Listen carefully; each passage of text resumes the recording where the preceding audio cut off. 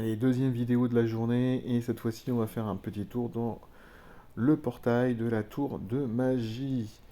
Donc le mois dernier, lorsque est apparu, mois dernier ou il y a 2 mois, je sais plus, quand est apparu donc à nouveau la tour, on avait eu donc deux nouveaux héros en présence d'Elissa et Naïm, donc nouvelle famille, et puis on avait vu donc le costume de Milena apparaître, plus un 4 étoiles et un 3 étoiles, Manpip en 4 étoiles si je me souviens bien, ouais là. Et le 3 étoiles, je me souviens plus de son nom, Bertha. Voilà, donc ils sont des héros qui sont sympathiques rien que pour leur passif, là, hein, où tous les méga sbires adverses auront moins 75% de points de vie. C'est énorme. Alors moi j'ai eu la chance d'attraper Elissa en... J'avais fait une dizaine d'invocations, hein. Par contre j'étais dégoûté parce que j'avais eu l'engendère bonus supplémentaire, là c'est 20 ou 30%, 20%. J'avais retrouvé une deuxième béquille que j'avais pris. Je voulais tiens, bon, c'est comme ça. Mais ouais, Elissa, très bien, hein, grosse soigneuse. Et puis, avec son passif là qui est juste exceptionnel. Et donc, moi, comme j'ai beaucoup de mal à affronter les adversaires avec des méga sbires, euh, je suis ravi de pouvoir l'utiliser de temps en temps. Donc là, ce mois-ci, SG nous propose Zaza, donc dans sa famille des tapis volants, et Agrafena avec son costume. Allez, on va regarder d'abord Agrafena. Bon, alors forcément, là, elle a des stats complètement dingues par rapport à ce qu'elle avait avant, puisque là, on est passé à 1173 de puissance. Elle récupère le passif, donc qui inflige, enfin qui fait baisser plutôt les points de vie des mégasbires, alors que dans sa version de base, elle ne l'avait pas. Elle fait mieux, elle fait tout mieux qu'avant. Dans sa charge 1, elle faisait moins 20 et 243 dégâts de poison. Tout ça sur 3 tours. Maintenant, elle fait moins 27, et 330 dégâts de poison sur 3 tours. Donc la charge 1 est mieux. La charge 2, donc c'était cette fois-ci, ça a impacté les alliés. 45% d'attaque avec une augmentation de 20% pendant 6 tours, plus 54% de défense avec une augmentation également de 5%, et puis un soin sur 6 tours. Et là, la charge 2, donc la hausse d'attaque démarre à 50% cette fois-ci. La hausse de défense à 59, et le soin il est un peu plus haut encore, hein. Donc elle fait, avec son costume, elle fait tout mieux. Donc très honnêtement, si vous aimiez Agrafena avant, vous allez adorer Agrafena avec son costume. Maintenant, de nos jours, avec tous les héros qui sortent, euh, la charge 1 va être intéressante pour la baisse d'attaque et la baisse de défense. Le note de poison, par contre, il est ridicule, hein. Clairement, il est ridicule. Tiens, on n'a pas regardé son pouvoir d'éther, c'est quoi? L'armure spéciale, ouais, pourquoi pas. Parce que comme elle a besoin de charger peut-être au moins une fois, et peut-être deux si possible, ça lui permettra de résister un peu plus. Donc ouais, la charge 1, elle est très sympa, à condition que vous l'utilisiez en attaque, et que vous ayez pris d'autres héros sombres pour faire du dégât avec elle. Comme ça, vous déclenchez un Grafena, il y a une baisse de défense, et puis derrière, je sais pas moi, si vous avez un gardien panthère pour faire une baisse de défense élémentaire, et puis, je sais pas, Médéa qui tape sur 3 ou un autre héros sombre qui tape sur 5. Comme ça de tête, j'en ai pas qui me viennent à l'esprit, mais bon, peu importe, il y en a forcément. Un Quintus, voilà, un Quintus Toon. Encore que Quintus, il est lent, alors ça va être compliqué d'attendre un Grafena et puis d'attendre Quintus derrière, mais bon, il y a bien des héros comme ça. La charge 1 va être sympa. La charge 2, en fait, ça dépend toujours, hein, de tous ces héros justement à charge. Voyez en fait comment le raid se passe, hein. C'est un héros vraiment purement d'attaque et pas vraiment de défense, hein. Euh, Si le raid il se passe bien et que vous n'avez pas d'obligation d'utiliser tout de suite la CS, bah, vous allez attendre éventuellement la deuxième charge, et puis cette fois-ci vous allez booster complètement vos héros avec 50% d'attaque supplémentaire, c'est très fort, hein. Elle est sorcière, donc sa charge 2, c'est en 12 tuiles, hein, de mémoire. Donc oui, pour attaquer, en héros défense, comme tous les héros magie, hein. C'est pas sans sas, hein, parce que vous maîtrisez pas, enfin, c'est l'intelligence artificielle en fait qui va déclencher la charge 1 ou la charge 2. Euh, Moi j'ai toujours trouvé ça très drôle de voir en fait un héros ninja ou magie ou Styx qui se prend des tuiles dans la tronche, des CS dans la tronche, il était prêt pour balancer la 1 éventuellement, et l'intelligence artificielle ne la déclenche pas, et donc au final je tue le héros et je suis peinard quoi. Donc très bien en attaque. Pour ceux qui ont besoin donc d'un héros justement qui baisse les points de vie des méga-sbires, Agrafena avec son costume va être très très sympathique. Avec en plus des stats actuelles. Zaza.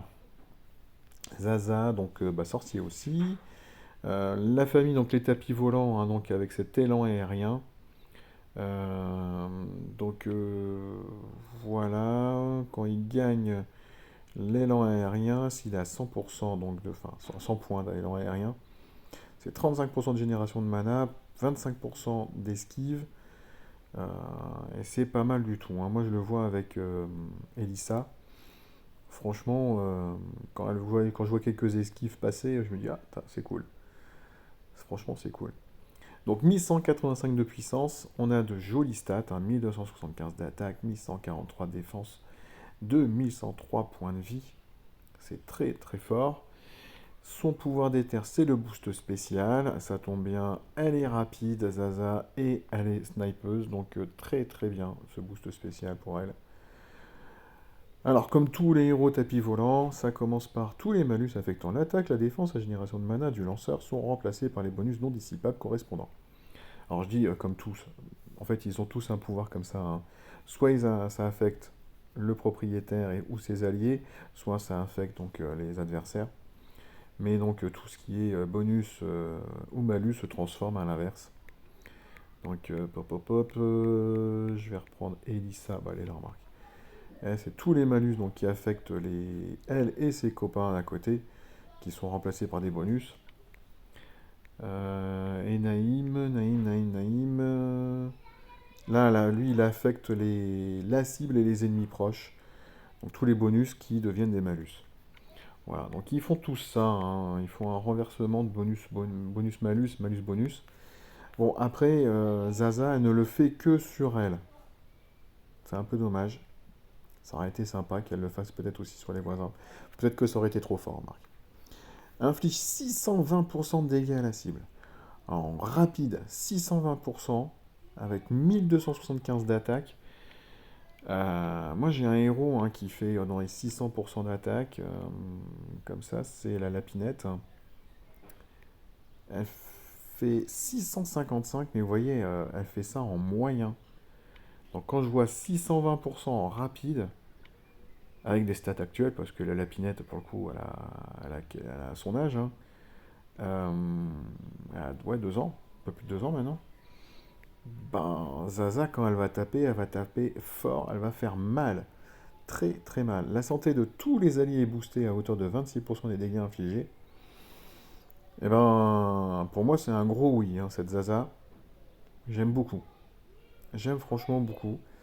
Un gros intérêt pour ceux qui ont envie de taper des héros avec des méga sbires, bien sûr. Euh, c'est un héros qui fait tout en fait, hein. En rapide, une grosse claque, avec un soin qui sera pas forcément dégueu en plus. Ouais, franchement, très très bien. Alors, pour les GDA et les tournois, bon, dans un tournoi, une GDA sans soin, elle aura quand même toujours son impact, parce qu'elle fait une grosse claque, donc ce sera toujours intéressant. Par contre, la dernière partie de la CS, forcément, ne marchera pas. En booster de bonus, oui, si elle a chopé des malus, mais après, elle n'affecte pas les copains avec ce retournement, hein, donc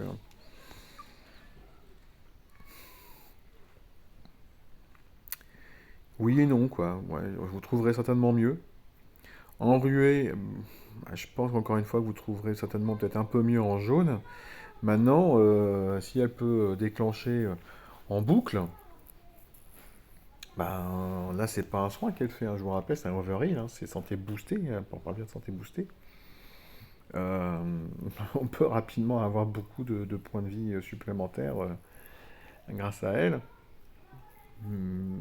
bon, bah, après, je pense que vous trouverez quand même certainement mieux en ruée. Mais elle peut avoir sa place, selon moi.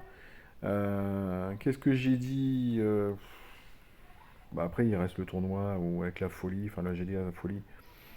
Bon, elle fait un soin, donc ça peut permettre de retirer 5% de folie. Et puis, bah, après, les dragons, de toute façon, aucun intérêt, aucun lien particulier. Voilà, mais en tout cas, pour moi, Zaza, très bien. Très très bien, j'aime beaucoup. Euh, pourrait vraiment m'aider, moi, dans mon deck, donc je ne cracherai pas dessus. Maintenant, non, je ne ferai pas d'invocation sur ce portail ce mois-ci. Tout simplement parce que Agrafena ne m'intéresse pas beaucoup, même si elle est très bien avec son costume, hein, mais ne m'intéresse pas beaucoup.